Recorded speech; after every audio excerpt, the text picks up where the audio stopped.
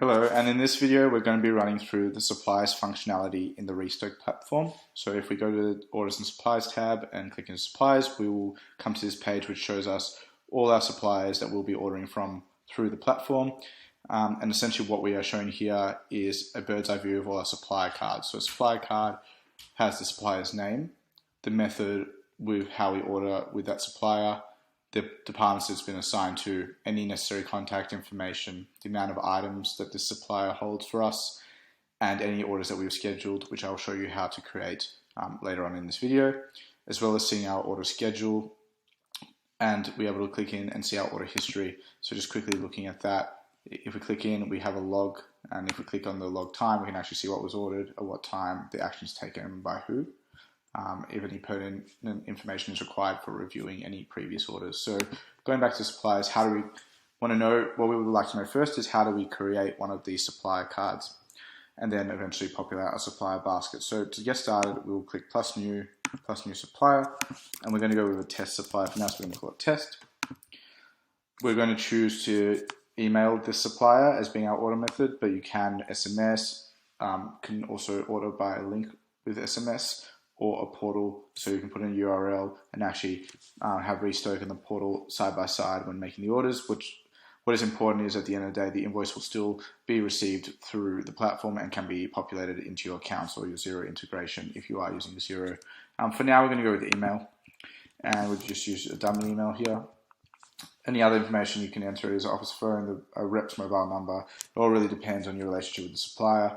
Delivery fees, if any, are associated, and minimum order value to avoid those delivery fees, and any specific instructions such as leave under orange sign. You might have other agreements in place, but that's just an idea of what you can use this box for. Once you've saved it, the system will actually prompt you to create your supplier basket. There's 4 ways you can do it. First being uploading a CSV or XLSX file. Be careful to be converting your files into one of these formats. The system will not accept anything outside of these.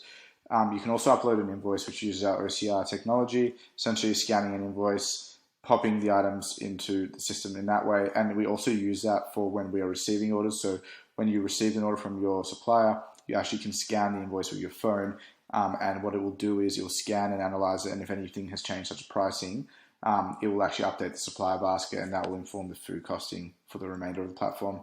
I'll show you how to upload an invoice in just a second. Requesting a supplier update really depends on your relationship with your supplier. If your supplier is willing to do something like this, what it will do is it will send an email out to the supplier prompting them to log into your platform and actually update the prices on their end. So they can actually access your supplier basket portal for them, and they can update it for you. But that's not something that would probably be common with all suppliers, so you'd actually have to check with them first and see if that's something they're willing to do.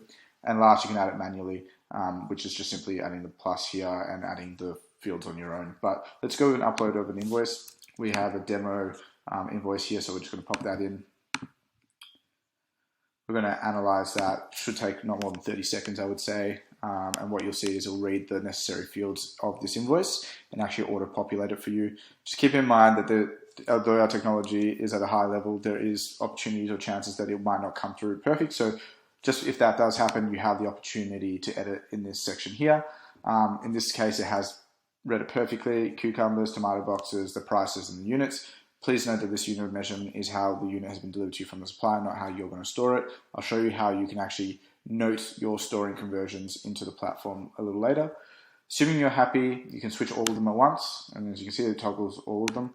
If not, you can do them individually like this. Assuming you're happy, all done. You can also edit in this field here. You can customize further as well. You can put a brand in, a product code. No need to change any of this if you approved in the previous page. The settings here will let you customize further. So for example, we have the unit of measurement for how we receive from the supplier, but we do not have how we're going to keep it on hand or stock it after we've received from the supplier. So what we do with it after, how we prepare it, can actually be converted here. So this is not a real example. We're demoing here, obviously, but let's just say for sake of that, we want to just use a bunch. And it will prompt us to actually convert from a unit to a bunch to see what this means. So the system wants to know for its costing for later on when you create your recipes, how to break down this item and how much actually costs per recipe. So how much bunch are in one unit of cucumber? We're going to just say, for this sake, there's 20 bunches. That's not a real example, but it's just something we're popping in. Now we have that conversion saved, and it can actually feed to our recipes and menus later on. Please note that this is not something you have to do now. It's not permanent. It's just showing you one of the functionalities. Really, you can just put your supply basket in, move to your recipes, your prep recipes, your dish recipes, and you'll actually be prompted to create conversions there. And you can return to this later down the track if you want to do it somewhere in the supplier section. Another really cool feature is the tags. So tags makes your ordering a little bit more simple and intuitive. So let's say we have a supplier that has multiple items that they deliver to you. So let's say you have a supplier that delivers meat, seafood, dairy, veggies to you, and you don't want to deal with all of those on a given day when you've scheduled an order. So what you can actually do is you can create tags. So we've got some pre-existing tags in here. Let's say cucumber, for the sake of this example, is a vegetable, which it is. And for tomato box, we're going to make it a meat item. Make sure to unselect the vegetable. So tomato is a meat in this case. What that is important for is what I'm about to show you with order scheduling. So if we go to order schedules, we click edit, we create a new order schedule. And what that actually does is we can first select what days of the week we want to schedule an order with this supplier. So let's say Monday, Wednesdays, and Fridays.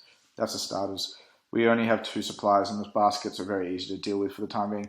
And let's say on Mondays, we don't feel like dealing with any meat. We just want veggies. So we select veggies and save that filter.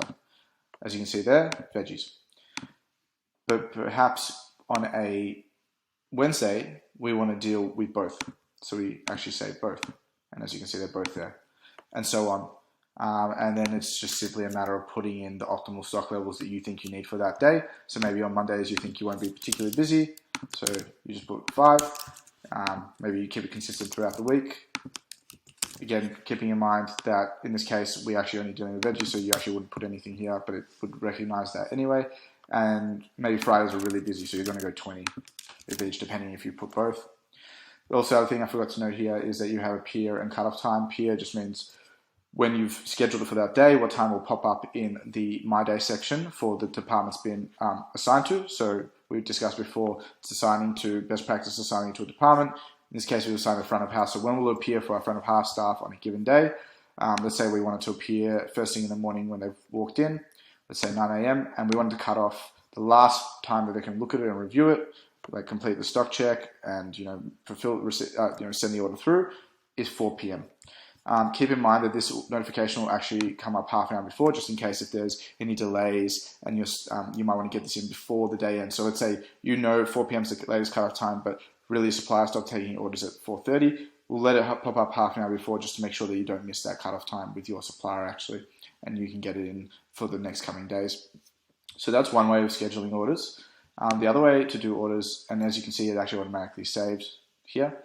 Another way is standing orders, and what standing orders are for, and it won't be as applicable for this test supply because of the items that we're using, but it's more for miscellaneous items that will not require, it's reoccurring orders at the same time with the same quantity. So let's say every Monday you need 20 pieces of packaging, and that's a reoccurring on a Monday. That will never change. You don't want to change that up.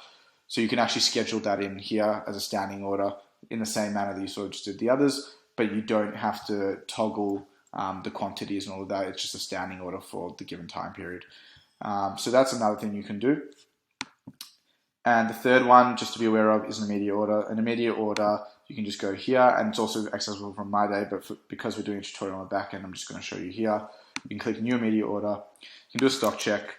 This will all depend on your optimal levels. You'll do the stock check, and what will happen is, maybe because we haven't entered the information, it might not, but let's say we have. What it will actually do is it will then prompt you to tell you what to order, which we actually did just set before. So telling you to order these quantities, and then you can send the order immediately if it's something that you're short of hand right now and you don't have the time to go fiddle around with your scheduled orders and it's something you want in the next few days. You can do it this way as well. Essentially, that is everything about the supplier section. So if you know how to create your card, how to populate your basket, that's really it. That should be enough to get you started and start dealing and making orders with your suppliers through the platform. Thank you for listening.